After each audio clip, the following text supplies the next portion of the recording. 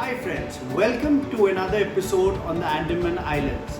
If you liked the last episode, please like and share now. When people are planning a trip to a holiday to Andaman, another very commonly asked question is what is the apt number of nights to explore the Andamans?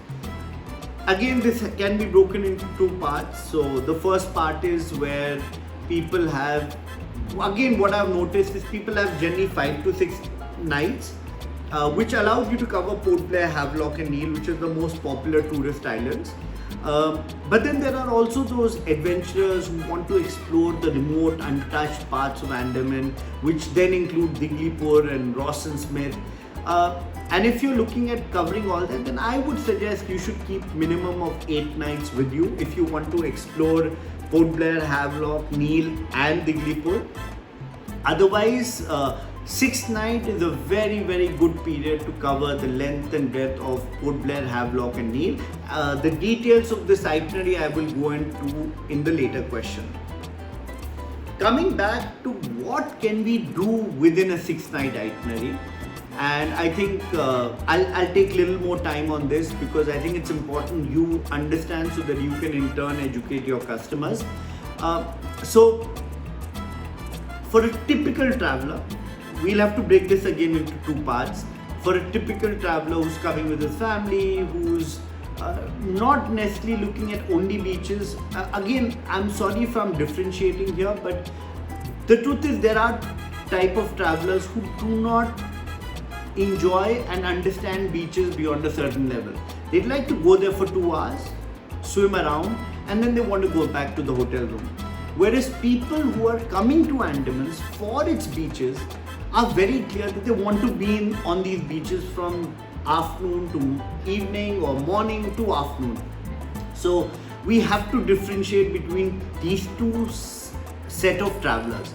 So coming back to the first set, who's coming with his family, who doesn't want beaches throughout, I think a 3-2-1 itinerary is perfect, where there are 3 nights at Port Blair, 2 nights at Havelock and 1 night at Neil.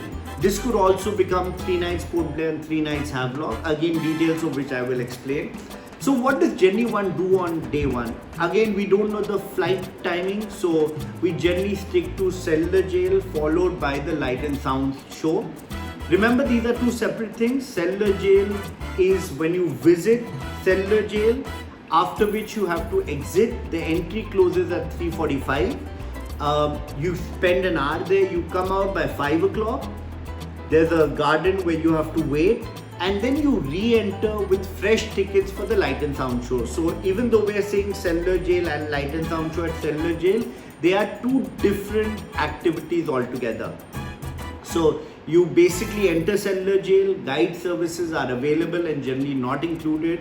You can spend an hour there, visit the Veer Savarkar cell. There's a great point tower on top which gives you panoramic views of Ross Island and Cellular Jail. Great photography point. You visit Veer Savarkar cell, you visit the museum and you come out. Once you're outside, there's a small garden where you could have some tea, coffee, you could have some snacks, you could buy some tender coconut for yourself, and then re-enter for the first show that begins at 5:45. So there are generally 3 shows that happen. These are within gaps of 1 hour. These tickets, I repeat, are bought on the spot. So even though you may have given us a booking in advance, my team on ground will procure this locally and we hand this over to the customer and then they re-enter the Cellular Jail. We have our tour managers at all places to provide any assistance so your customer is well taken care of.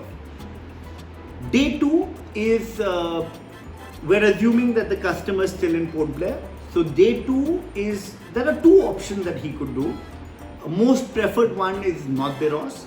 Now what happens in North Bay Ross, where he essentially is taken to the Rajiv Gandhi Water Sports Complex, from where the customer is made to boat sharing boats, after which he is taken to North Bay. The customer at North Bay can do water sports. It's a 20-minute boat ride, quite enjoyable. He can do semi-submarine, he can do dolphin, he can do parasailing, he can do diving, he can do glass bottom boat ride, snorkeling. And also if he likes adventure, there's actually a lighthouse which is also there on the 20 rupee note, and he could actually trek up to that lighthouse and enjoy some fantastic panoramic views. They generally spend 3 hours. Again, remember, these are sharing boats, so at the allotted time the customer has to come back to that waiting boat, from where he will proceed to Ross Island. Now Ross Island, I'm going to spend a little bit time because I absolutely love Ross Island. Now Ross Island was also called the Paris of the East. It is fantastic and highly recommended for anyone who enjoys nature, photography, history. Now what's so special about Ross Island? Ross Island was the capital of the British. You had these beautiful bakery, you had a tennis court, you had a ice factory, you had a swimming pool, you had a boiler room, you had a church, you had an officers club. It is what you cannot imagine. 1942 the Japanese came, so they had to leave. No one came back to Ross Island. There was a major earthquake in 1945, and then when the British came, India was getting independence, so they never went back to Ross Island. So Ross Island was left to ruins. Now it's under the Navy. So what's amazing about Ross Island, you have deers, you have peacocks, you have all these broken structures that are held together by the roots of the trees that have overgrown over the last 30-40 years. I think it's a very serene place. It's steeped in history. You can feel, if you close your eyes, you can hear the British talk. If you look around at these old ruined buildings, you can imagine the grandeur with which they were living. If you look at some of the points, you can imagine what the British must have seen 100 years back. The sites remain unchanged. So this is again a 2-hour walk around. There's a lovely cemetery, quite well maintained by the Indian Navy. And then you come back, board the same boat and come back to the jetty. This trip begins at 9 o'clock and it generally ends by 2:33, after which the guest is brought back to the hotel. On Wednesday, North Bay and Ross is shut. So in case in the itinerary it falls on that day, we will shuffle it on an alternate day so that your customer can experience North Bay Ross. Now this is day 2. As I said, there is another option that also can be done, which is your Baratang trip. Now what is Baratang trip? I will explain you in my next point, where I will talk about in detail. There is also a third point which is called MG National Park. Now what is MG National Park? It's basically Mahatma Gandhi National Park. This operates from Vandoor, which is 30-45 minutes from Port Blair City. Now the challenge with MG National Park is this is controlled by the Forest Department. So the permits are issued, limited permits are issued by the Forest Department, for which we need ID of all customers, and the counter opens only 4 days before. So many times, in spite of you having given a booking 4 months earlier, there is a 1% chance that we may not be able to get the permit. Hence, to be very honest, we don't recommend MG National Park because it's difficult to get. And I know, when you can't give the customer what he wants, he is bound to get annoyed. Also, because it's a forest permit, the priority is for officers, High Court judges, VIP movement, parliamentary committees. So we generally avoid MG National Park as a suggestion. This is just so that you are informed about it. We also sometimes get asked Jolly Boy and Redskin. Now, so MG National Park basically constitutes these 2 islands, and what the Forest Department has done smartly to ensure no over tourism happens. 6 months they open Jolly Boy, 6 months they open Redskin. Now when we apply for the permit, we don't know which island they are going to open on that day. So whenever you ask for Jolly Boy, because Jolly Boy is the more prettier of these 2 islands, so many customers ask for Jolly Boy. But let me just clarify, it is MG National Park, and whether it's Jolly Boy or Redskin depends on the permit that is issued, and the same is not in our hand. So what does Jolly Boy and Redskin offer? Well, it involves first of all a beautiful ride through the rural villages of Andaman while you reach Vandoor. Then you have to board these bigger boats which can take 180 people, and you have to proceed through a lovely trip through uninhabited islands, reaching the MG National Park. These are uninhabited islands, so there's no setup whatsoever. You have to then go on these smaller boats to the shore, and it's a Robinson Crusoe experience. The islands themselves are very beautiful. They have some fantastic underwater life. There is no water sports activities that happen here, and for someone who's looking at nature, I'm sure they're going to come back and say this was the highlight of their trip. So it is highly recommended, except that we can't guarantee you the permit, and they are issued only 4 days earlier. So with this, we've covered day one. Day one, everyone generally does Seldoje Light and Sound Show. Day two, generally they do North Bay Ross. If someone is more adventurous, they could do MG National Park. Also Baratang, which I will discuss later. Now what do they do on day three? Day three, most of the customers head to Havelock. They take the morning ferry. We generally recommend only Macruz. It has 3 ferries. Each ferry has a seating capacity of 200 plus. Fantastic onboard experience, fantastic commercial crew, great quality of vessel, and they're the fastest. So Macruz takes 1.5 hours, whereas any other private ferry takes 2.5 hours. So we suggest only the Macruz to travel between Port Blair, Havelock and Neil. There are multiple timings. So there's a ferry that leaves at 6:30, at 8 o'clock, at 2 o'clock. We generally try to put the guest on the 8 o'clock ferry because 6:30 becomes too early. But all this is subject to availability depending on how nearer to the date of travel that your guest is planning to plan his all day and confirm the booking. So in Macruz, there are 3 categories of seating. And you have the premium, you have the deluxe, and you have the royal. Let me suggest that by default we give you the premium, which is the base category seat. Very comfortable, lovely French windows, great view. It's got a cafeteria, got toilets. Then you have the deluxe, which is basically 1 level higher, less number of seats, slightly better quality of seats in themselves. And then you have the royal class, which is a coupe of 8. To be very honest, unless you're a celebrity or your customer's a celebrity, I don't recommend the royal. Premium is very comfortable, but if someone is staying in a Taj or a premium hotel and he's particular about the travel, then yes, you could upgrade him to deluxe at a supplement cost. So then he goes to Havelock. First day when he goes to Havelock, nearly all guests visit Radhanagar Beach. Radhanagar Beach is generally done at 3 o'clock. It's a 2.5 hour visit.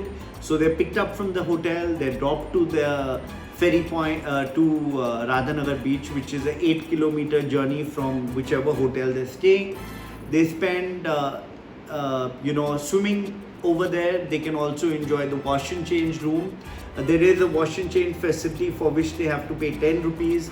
There are these local shops out there where you could have some local snacks. You could have, samosa, chai, coffee, tender coconut. Overall, quite an exciting place with that evening, evening activity of all the tourists around. And quite well manned. You have lifeguards, you have people to make sure everyone is safe. It's fantastic for the sunset. So a lot of people enjoy the sunset, post which, they sit in our cars and then they're dropped back to the hotel. Important point to note that sun sets in Andaman generally by 5:30. The beaches in Andaman start shutting by 5:15. So everyone has to come out of the water by 5:30. The next day is when they have, which is day 4, where they could begin their trip for Elephant Beach. Now, Elephant Beach is not Elephanta Island. A lot of people say, I want to go to Elephant Island. It's not Elephant Island, it's Elephant Beach. Now, the guest will have to come back to the jetty. Near the beach, beside the jetty on number 1, there is a beach where all these boats are waiting, similar to the boats of North Bay Ross, where you have to fill up a form with your names. There is a waiting involved up to 45 minutes. These are all sharing boats. Once the boat is allotted, they have to proceed to the waiting boat. They have to wear their life jacket, and then this is a 30-minute boat ride to a part of Havelock which is called Elephant Beach. Now Elephant Beach is called because this is the place where the forest department used to train the elephants. They are no longer there. There are no elephants on Elephant Beach, and you could also avail an option of trekking. If you are fit and adventurous, you can also suggest your customer that he can go trekking, but he also has to come back trekking. It's a 1-hour trek. So once they reach Elephant Beach, the guest is given snorkeling for few minutes, which is complimentary. Again, this may change time to time. For example, last 6 months they had stopped it. Now again they have included it. So keep the guest informed that this is complimentary. So if it doesn't happen, there is no refund. He again spends 3 hours there.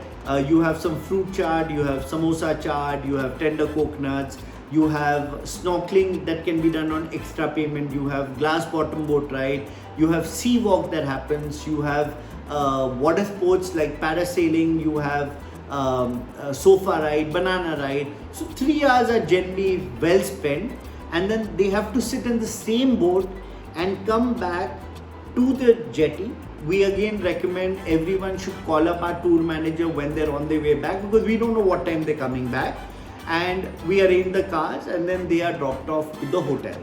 So this is a day well spent on day 4 at Elephant Beach, after which they generally have a lunch, they shower up. It's a hot day, so they maybe crash for some time, enjoy the beach in front of their hotel, and call it an early night. Day 5 is when the guest could do some optional activities. We don't generally include this. One is Kala Pathar, where because the ferries come back at 10 o'clock and 4 o'clock, and most of the people like to stay more time at Havelock, we generally try to book the 4 o'clock ferry. But then the problem with that is all hotels have an early morning checkout, which means that guest has this empty time. So we have this restaurant called Something Different, which is also ranked number 1 on TripAdvisor, not that I am saying it. And the guest, after checking out breakfast, we drop him there. It's a beachside restaurant. It's got beautiful views. It also hosted Priyanka Chopra and Farhan Akhtar during shooting of Sky is Pink. Great food, multi-cuisine, lovely beverages, got a bar. So you could enjoy, and then from there we drop you to the ferry point where you would be proceeding to Neil Island. Now, in case the customer wants to utilize the morning, you could also suggest to him Kala Pathar. So essentially what is there in Kala Pathar? Kala Pathar is another beach. It's called so because of the rock formations around. It's a great selfie point. Photography wise, very beautiful. There's some local shops there, but not more than an hour is spent there. And keeping in mind that people generally have budgets and they don't want to go beyond that budget, we leave this as optional. If the customer wants, we're happy to give it to him at a supplement price, but by default we don't include a visit to Kala Pathar beach. I would strongly recommend to all travelers who are young, who are able to ride a two-wheeler, would strongly recommend that you look at renting two-wheelers out there. It's going to help the local economy, but also it's only a 12 to 14 kilometer motorable road, not a single signal, so no question of getting lost. It's like a T-shape at the max, and it's a great way to explore. So let the wind in your hair, take a two-wheeler with your partner and explore the island. So this is something that I strongly would suggest, and to be honest, it also makes it a more memorable holiday for your customer. So then they come to the ferry point again. You have to take your ticket, go to the Macruz counter. Our tour manager will help you. You endorse it, and then you board the ferry and go to Neil Island. Now, Neil Island is basically a 3 beach visit. You have Bharatpur, Sitapur and Lakshmanpur beach. There is also the natural bridge. Most of the people cover 3 beaches, which is Bharatpur, Lakshmanpur and Howrah Bridge. Neil Island can also be done as a day trip, can also be an overnight trip based on what your customer wants. The beaches of Neil except Bharatpur are rocky. So to be honest, again, Havelock has far better beaches than what Neil Island has to offer. But the colors of the water of Neil are breathtaking. I mean, when you enter that jetty, when you're entering Neil Island, you will be amazed. You will not believe that these colors exist anywhere in the world. It's beautiful. So it's highly recommended. Rasgulla is very famous there. It's a Bengali community, so the Rasgullas of Neil Island are very popular.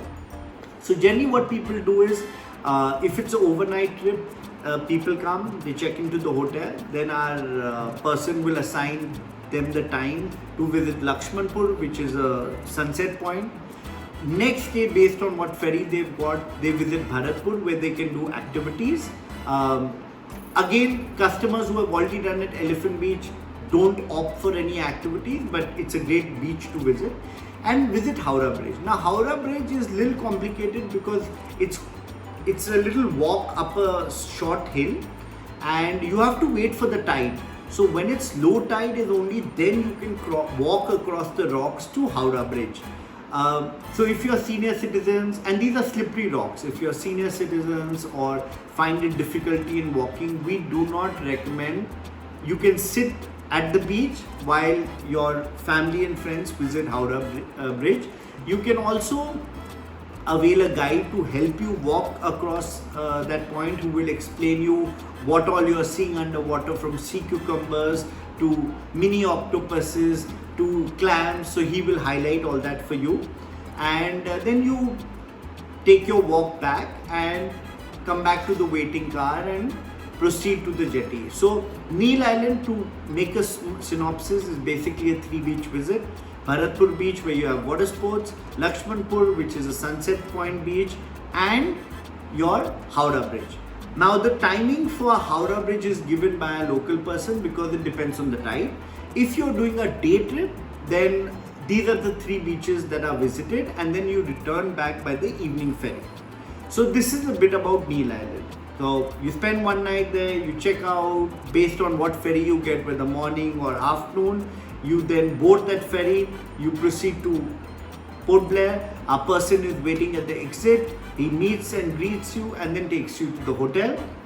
Let me also emphasize that every day our tour manager at Port Blair and Havelock will meet the guest, they brief the guest.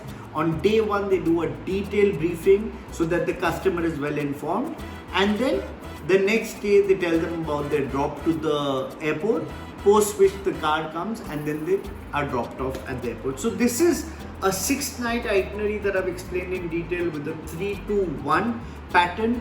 Again, if someone is looking at more of beaches, you could even do a 3 and 3. That means 3 nights Port Blair and 3 nights Havelock. You could skip Neil Island, or you could limit it to a day trip. Again, these are things you will have to speak to your client and then get back as to what they want by sharing the information.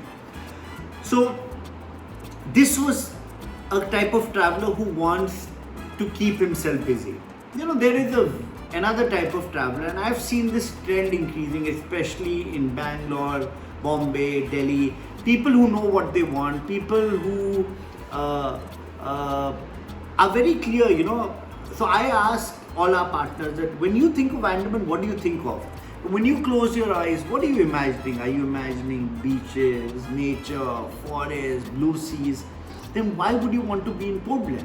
So there is this big market now who say, you know what, I'm okay with skipping Port Blair, maximum 1 night, maximum visiting Cellular Jail. So we must cater to them. So now, you have Port Blair and Havelock well connected. So you could land and go straight by the 2 o'clock ferry to Havelock, which means you are at Havelock day 1 itself. You spend 3-4 days there. You could, of course, do Elephant Beach, Radhanagar Beach, Kala Patthar Beach, or you could just hire a 2-wheeler and explore on your own. come back the last night, because again the flights are generally in the morning, and to be safe, keep the last night in Port Blair, where you would come back to Port Blair, sleep that night, and next day you depart for thing. This can be done in multiple combinations, so you could do a 2-night Havelock, 1-night Port Blair, you could do 3-night Havelock, 1-night Port Blair, you could do 4-night Havelock, 1-night Port Blair. It totally depends on what your customer wants. But this is a growing segment. It's important to cater to their needs and understand and ask them the right questions, so you and I can help them plan their perfect holiday to Andaman. So that was a bit about the itineraries. I hope I've been clear. My number is mentioned. Feel free to pick up the phone and ask me any questions whenever you have any query. I hope you found the session interesting, and do subscribe to the channel to get more updates. Stay safe.